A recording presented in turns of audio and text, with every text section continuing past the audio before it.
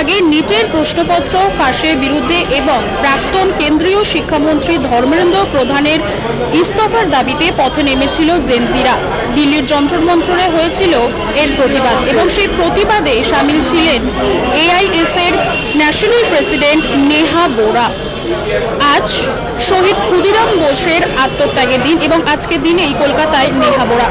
আমি শ্রাবন্তী, চ্যানেল হিন্দুস্তানের পক্ষ থেকে আপনাদেরকে দেখাবো আজ সেই অনুষ্ঠানের কিছু ঝলক এবং শোনাবো কি বলছেন তিনি। मैं माफी चाहूंगी, मुझे बांग्ला नहीं आती है। अगर आती तो ये दिन और ज्यादा खूबसूरत होता, लेकिन जो भी भाषा आती है उसमें मैं कोशिश करूंगी कि मैं आपसे कम्युनिकेट कर पाऊँ। पहली बात तो आप सबको मेरी ओर से बहुत बहुत क्रांतिकारी सलाम। सिर्फ इसलिए नहीं क्योंकि आज आप यहाँ पे मौजूद हैं, बल्कि इसलिए क्योंकि 20 तारीख को जब आपने मुझे, मेरे दोस्तों को, मेरे साथियों को दिल्ली की सड़कों पे घसीटते हुए देखा, तो 24 तारीख को आपने कोलकाता को जाम करके रख दिया। आपको बहुत बहुत सलाम। मैं बहुत खुशकिस्मत हूं कि आज मैं यहाँ पे हूं और हम एक जेनजी आंदोलन की विक्ट्री के ऊपर राइड करते हुए उसके कॉन्टेक्स्ट में यहाँ पे खड़े हैं।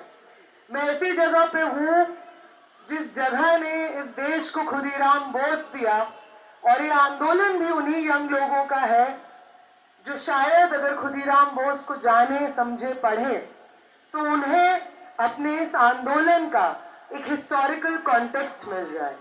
अपने इस आंदोलन की जड़ें कहाँ है, वो जड़ें अगर कहीं हम यंग लोग ढूंढेंगे तो शायद हमें बंगाल में मिलेंगी, खुदीराम बोस के संघर्ष में मिलेंगी। और मैं बहुत खुशकिस्मत हूँ कि आज उनके मार्टिरडम शहादत दिवस पे मैं यहाँ बंगाल में मौजूद हूँ।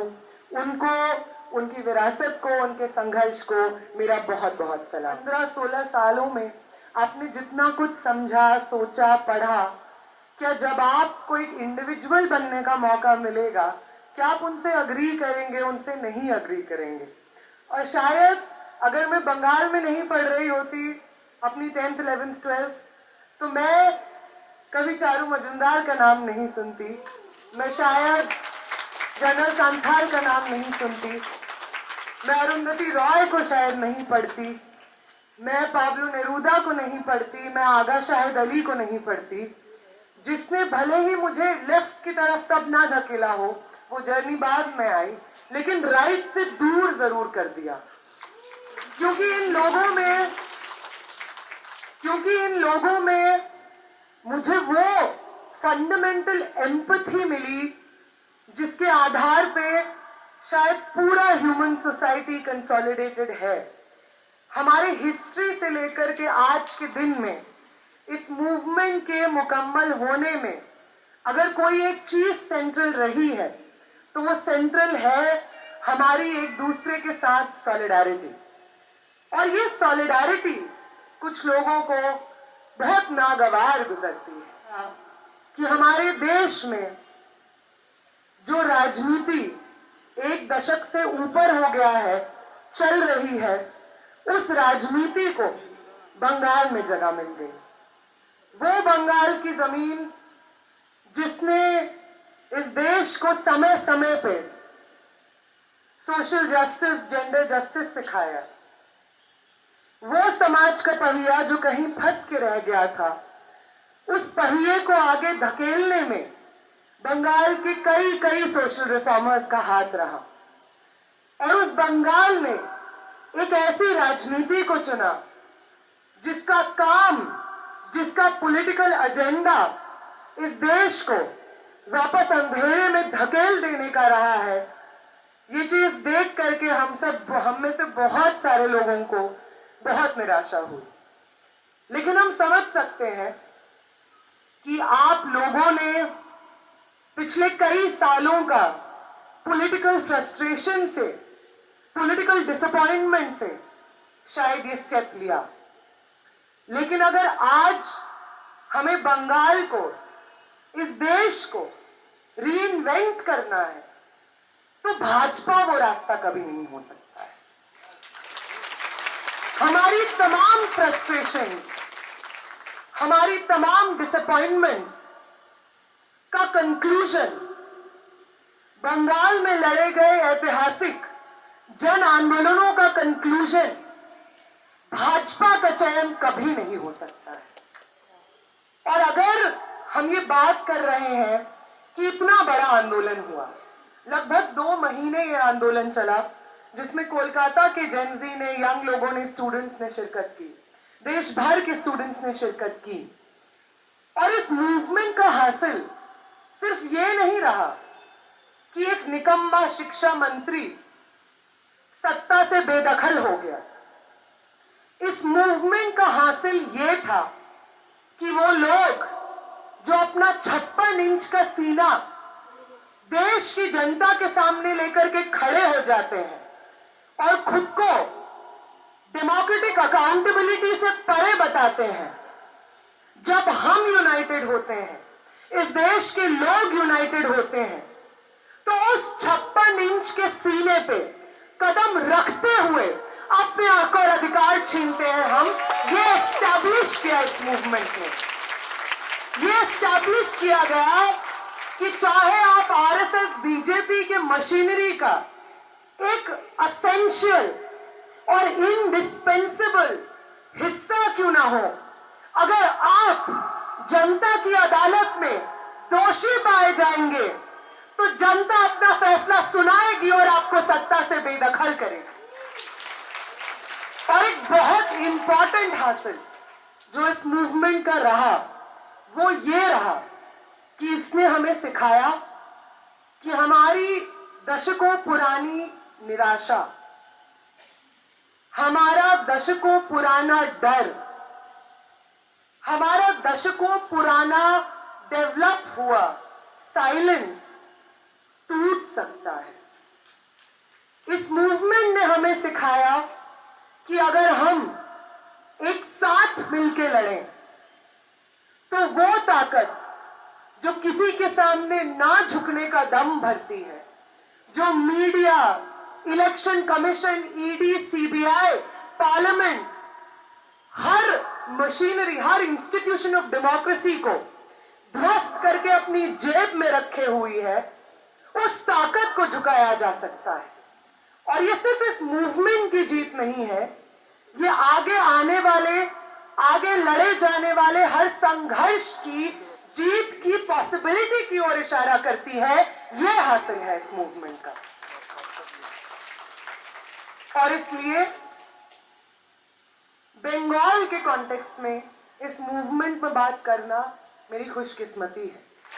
हमारे लिए इससे ज्यादा कोई गर्व की बात नहीं हो सकती है कि ये मूवमेंट फांसीवादी ताकतों के अंत के शुरुआत के रूप में इस पूरे इतिहास में, हिंदुस्तान के, दुनिया के इतिहास में याद रखा जाए। इससे बड़ी गर्व की बात हमारे लिए कुछ नहीं होगी। लेकिन करना क्या है? इस देश को नया बनाना कैसे है? I think I would resort to Rabindranath Tagore on that. When he says,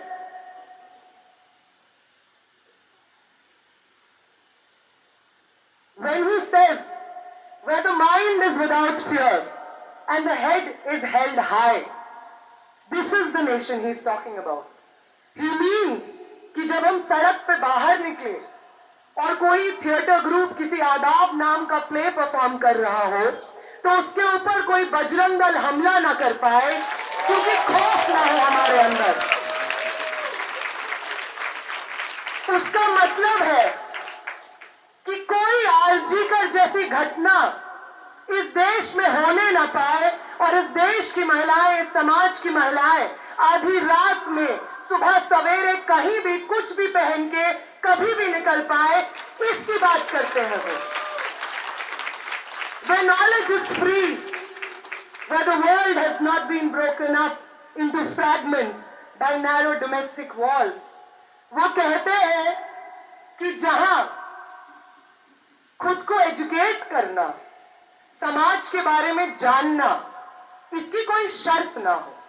वो कहते हैं ऐसे समाज को रचना है, ऐसे देश को रचना है जहां पे 8,000 सरकारी स्कूल बंद ना किए जाएं और जो पॉलिटिकल पार्टी, जो बीजेपी, उन स्कूलों को वापस लाने के पॉलिटिकल प्रॉमिस से आती है, वो सत्ता में आने के बाद 3 महीने तक उन स्कूलों का जिक्र नहीं करती है। ऐसे देश को खत्म करना है जहां पे ये पॉसिबिलिटी हो। उस पॉसिबिलिटी को खत्म करना है कि एसएससी के जो टीचर्स अपना संघर्ष एक लंबे समय से लड़ रहे हैं और पॉलिटिकल पावर में ना रहने के वक्त आप उनको सॉलिडारिटी देते हैं और पॉलिटिकल पावर में आने के बाद आप उनके ऊपर लाठीचार्ज करते हैं, स्टेट रिप्रेशन करते हैं। ये ना हो पाए किसी देश में, किसी समाज में। ये सपना है, ये देश बनाना है हमें। Where words come out from the depth of truth, जहां पे जब आप अपना टीवी स्क्रीन खोलिए, अपने अखबार खोलिए, तो वहां पे आपको अपनी कहानियां मिले, ना कि नागपुर से रिलीज हुआ प्रोपेगेंडा मिले। इस देश को बनाना है हमें, इस समाज को बनाना है हमें। वो मीडिया जो जिम्मेदार है, इस देश की रगों में जो अगर नफरत दौड़ रही है, उस नफरत को पार्लियामेंट में भाजपा के जो भाषण होते हैं उससे लेकर के हमारे ड्राइंग रूम्स, हमारे घरों, हमारे डाइनिंग रूम्स, हमारे मोबाइल स्क्रीन, हमारे टैबलेट्स तक जिन लोगों ने पहुंचाया है, उस मीडिया को इस ऐसे देश में जगह ना मिले, क्योंकि सिर्फ और सिर्फ सच की जगह हो, ऐसा देश बनाना है हमें। Where tireless striving stretches its arms towards perfection, जहां पे जिस देश के, जिस समाज के नौजवानों को, छात्रों को इस चीज का भरोसा हो कि ना सिर्फ उनकी मेहनत का मतलब ये होगा, उनकी पढ़ाई का, उनकी प्रेपरेशन का, उनकी तैयारी का सिर्फ ये मतलब होगा कि वो कोई एग्जाम क्रैक कर ले जाएंगे, कोई नौकरी लग जाएगी, बल्कि उसका ये मतलब होगा कि जिस परिवार में, जिस जद्दोजहद में उनके परिवार ने उन्हें पढ़ाया, बड़ा किया, उनकी पढ़ाई के बाद वो तमाम परिस्थितियां बदल जाएंगी, क्योंकि अगली वाली जो जनरेशन होगी वो पढ़ लेगी, वो लिख लेगी, वो एक नया समाज की कल्पना अपने अंदर और समाज में स्थापित कर पाएगी। ऐसा देश, ऐसा समाज बनाना है हमें। And this is my favorite, where the clear stream of reason has not lost its way into the dreary desert sand of dead habit. वो तमाम चीजें जो इस समाज में आज भी बोझ की तरह हमारे कंधे पे बैठी हुई हैं और समाज को आगे नहीं बढ़ने दे रही हैं, उन तमाम चीजों को पीछे छोड़ते हुए जो नए समाज में नई आजादी, नई महत्वाकांक्षाएं, नए समाज की कल्पना होगी, उस समाज की तरफ बढ़ना होगा। क्योंकि जैसा मोहन भागवत का एक इंटरव्यू है कि वो एक यंग जेनजी को सडनली सत्ता को ये मालूम चला है कि वो जेनजी के बीच में, एक बहुत बड़े डेमोग्राफिक के बीच में बहुत अनपॉपुलर है, तो सब लोग इंस्टाग्राम रील्स बना रहे हैं, वार्तालाप कर रहे हैं।